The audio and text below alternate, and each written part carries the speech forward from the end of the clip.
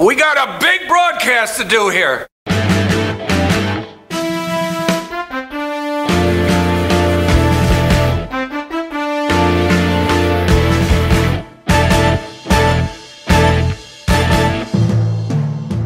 Taxi Leaks News Extra. What have demonstrations ever achieved? Well, let's start at the very beginning. I've been a cab driver for 45 years, and I'll tell you what they've achieved in my time as a cab driver. Back in the late 60s, there was a massive taxi demo that stopped VAT being collected on every taxi fare by the driver on behalf of the government. Then, shortly after I became a cab driver, I say we because I was on all these demos, we stopped dedicated bus lanes for speed bus. We then demonstrated and stopped speed bus at the old LCC City Hall. We stopped Westminster Council from licensing minicab booking offices in the West End. That was before private hire was actually licensed. There was a big meeting at Westminster Council House and we had a demonstration outside and inside, and we managed to stop that going through. This was the first time we rubbed shoulders with the LTDA. They put out a message on Comcab that all their members should stay away from the demonstration. We stopped the private hire booking desk at the Talk of the Town. We had two massive demonstrations at Penton Street and got the killer slung off the knowledge. This resulted in Ed Thompson being moved on. Under the leadership of Jim Wells and the LCDC, we got a rank at the Hombres in Wells Street. We also got a rank at Cranbourne Street opposite Mr. Alley's, where he'd been operating with the protection of his local MP and the Metropolitan Police for almost a decade. Then later on we had a massive demonstration in Trafalgar Square and we stopped TfL allowing private hire to rank in Whitcomb Street.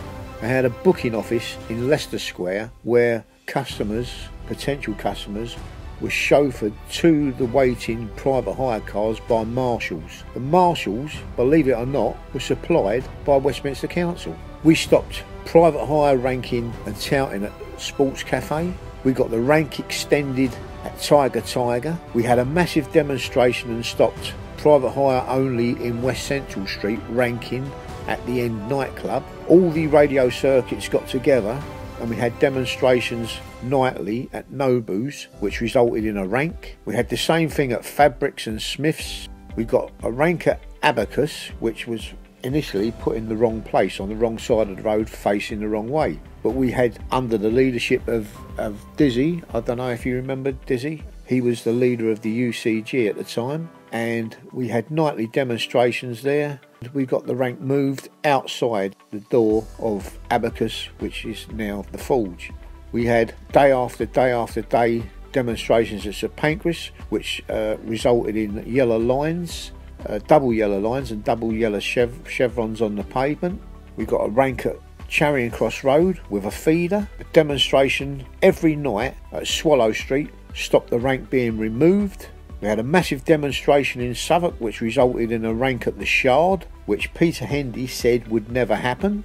We then asked for a rank at Hakkasan and the Joint Ranks Committee said it would never happen. So we had demonstrations there and we got a rank. The same thing at Novikov's, and we also stopped medicals for private hire drivers being undertaken online. All this was done through demonstrations. Just the threat of a demonstration at the O2 resulted in the Uber rank being removed. And the same thing last week. The threat of a demonstration on Westminster Bridge has got the taxi trade access with the buses and cycles. So there you go. How can you say that demonstrations have never won anything? It's just not true. They don't like it up them, sir. London Taxi Radio.